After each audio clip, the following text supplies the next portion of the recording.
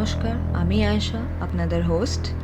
Any digital, visual, or any written copies of this content is considered under the Act of Piracy. চলুন শুরু করা যাক আজকের গল্প। বাঙালি গল্পকথন চ্যানেলে আপনাদের স্বাগতম। আজকের গল্প হেমেন্দ্র কুমার রায়ের লেখা একটি ভূতের গল্প, কঙ্কাল সারথি, পর্ব ১। ম্যালেরিয়ার মতো ছেঁচড়া অসুখ পৃথিবীতে আর কিছু আছে কি? এই দেখো না, শখ করে সেদিন ঠাকুরিয়া লেক দেখতে গিয়েছিলুম। সন্ধ্যার একটু আগে হঠাৎ কাঁপুনি দিয়ে আমার জ্বর এলো। সে কি যে সে জ্বর, যে সে কাঁপুনি! না পারি দাঁড়াতে, না পারি বসতে, একেবারে ঘাসের ওপর পড়লুম শুয়ে। কি শীত রে বাপ! পা থেকে মাথা পর্যন্ত চাদর মুড়ি দিয়ে কাঁপতে কাঁপতে কেমন যেন আচ্ছন্নের মতো হয়ে রইলুম। সেইভাবে কতক্ষণ ছিলুম ভগবান জানেন। তবে একবার চাদরের ভেতর থেকে জুলজুলে চোখে উকি মেরে দেখলুম চারদিকে গাঢ় অন্ধকারের মেলা। কোথাও জনমানবের সাড়া নেই। বুকটা ছ্যাঁত করে উঠল।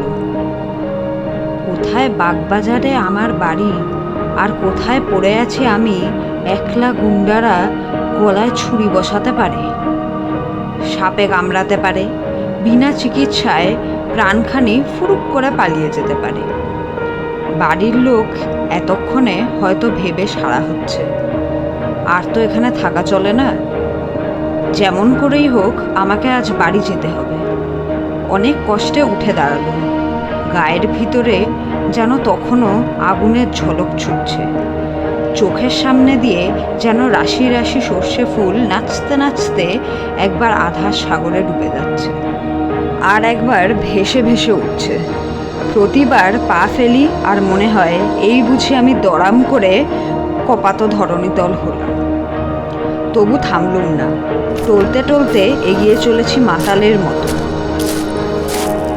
রাত ঝা ঝা করছে।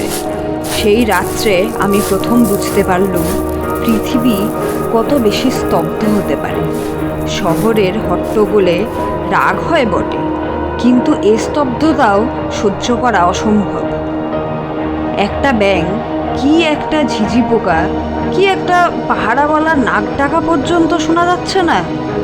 গাছের পাতায় পাতায় বাতাসের একটু নিঃশ্বাস পর্যন্ত শোনা যাচ্ছে না।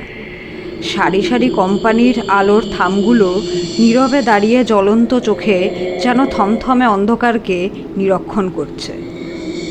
তিমির তুলির প্রলেপ মাখানো গাছপাতার ফাঁকে ফাঁকে বাড়ির পর বাড়ি দেখা যাচ্ছে বটে, কিন্তু তারাও যেন প্রেতপুরীর মতো নিস্তব্ধ।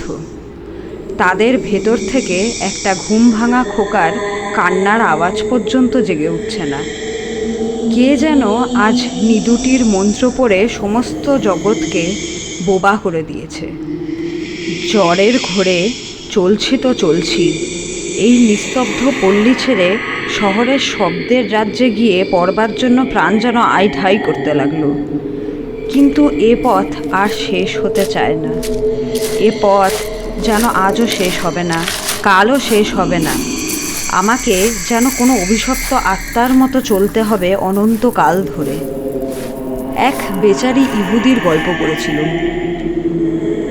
কার সাপে তাকে নাকি অনন্তকাল ধরে সারা বিশ্বে ছোটাছুটি করে বেড়াতে হয়েছিল।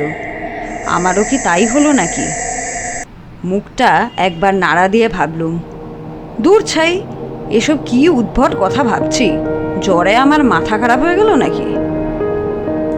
মাঝে মাঝে একটা মাঠ যেন একটা অন্ধকারের মায়ার সরোবর। সেখান দিয়ে যেন অন্ধকারের ঢেউ বইছে। অন্ধকারের স্রোত ছুটে আসছে আমাকে গ্রাস করবার জন্য।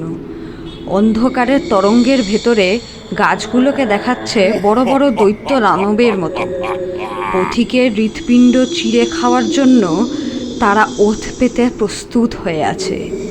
কান্না ভরা কনকনে বাতাস এসে চুপি চুপি যেন আমার কানে কানে বলে যাচ্ছে, ওহে নিঝুম রাতের অজানা মানুষ, এ মৃত্যুপুরীর ভেতর দিয়ে কোথায় চলেছ তুমি? আমার কথা শোনো। ভূত প্রেতেরা একে একে জেগে উঠছে। এই বেলা প্রাণ নিয়ে পালিয়ে যাও, যাও গো। আজ খানিক অগ্রসর হয়ে মনে হলো পৃথিবীর সমস্ত শব্দ এসে আমার দুই পায়ের দুই জুতোর ভিতরে আশ্রয় নিয়েছে। প্রত্যেকবার পা ফেলি আর সেই শব্দগুলো জুতোর ভেতর থেকে চমকে ওঠে, রাজপথের উপরে আছাড় খেয়ে পড়ে, আমাকে চমকে চমকে তোলে।